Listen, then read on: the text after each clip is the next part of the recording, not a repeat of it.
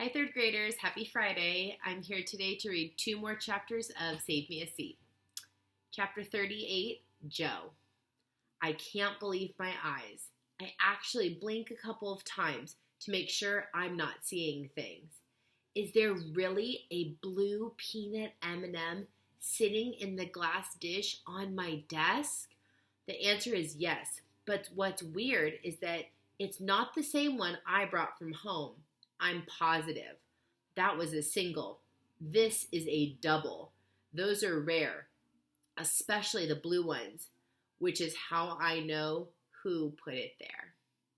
And that's the end of that chapter. It's a quick one. And we also know who put it there because of our past reading. We know that Ravi pulled something out of his pencil box and placed it in Joe's dish. But we also know, if we think back to previous chapters when the boys were visiting Miss Frost, that Joe was pretty upset that Ravi was able to take some M&Ms and that he found a double blue, which is super rare, and Joe really likes the blue M&M, so he was bummed when Ravi took the double blue that they saw. And now it's really nice because it's coming back to Joe. Ravi didn't actually eat it, he saved it. So that's pretty cool. Chapter 39, Ravi.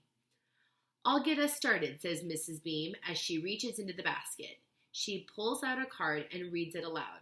On my honor, I will try to serve God and my country, to help people at all times, and to live by the Girl Scout law. I feel like I need to do my Girl Scout symbol. As a Girl Scout myself, I know the Girl Scout honor and the law.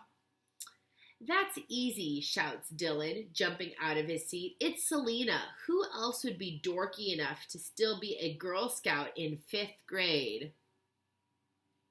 And it's not dorky at all. I think it's very cool to be a Girl Scout, a Boy Scout, a Wilderness Scout, anything like that. Mrs. Beam's eyebrows are twitching. As I explained a moment ago, Mr. Samreen, she says, the person who reads the sentence is the only one who's allowed to guess. In this case, that person would be me, not you. Dylan sits back down and Mrs. Beam walks over to Selena's desk. She is the girl in the green uniform who had brought my things to the nurse's office. Is it you, Selena? Mrs. Beam asks, placing the card next to a loop of green cloth with medals and badges pinned to it. Selena blushes and nods her head. Now it's your turn, says Mrs. Beam, holding the basket out to her. Selena pulls out a card and reads, Blondes have more fun. Gee, I wonder who that could be, Dylan says. He is not being very polite, and he's not following the rules, but not a big surprise because that's Dylan Samreen. Selena walks over to Lucy Mulligan and places the card next to the silver hairbrush sitting on her desk. Is it you? She asks Lucy. Duh, Dylan sneers. Of course it's her. This game is a joke. Mrs. Beam frowns at him, then holds out the basket to Lucy, who reaches in and pulls out the next card. I rule, she reads. I'll give you a hint, says Dylan. He turns on his ridiculous plastic star and the music starts blaring. Ghetto superstar, that is what you are. Dylan jumps up on his chair, sticks out his tongue, and starts waving it to the music. The way it moves reminds me of the leeches wriggling in Perpia's tea strainer. Ugh. Mrs. Beam's eyebrows are not twitching any longer. They've become a straight line now. She walks over and turns off the music. Please get down from your chair, she says. As Dylan starts to climb down, he happens to glance over at Bigfoot's desk when he sees the blue candy in the bowl.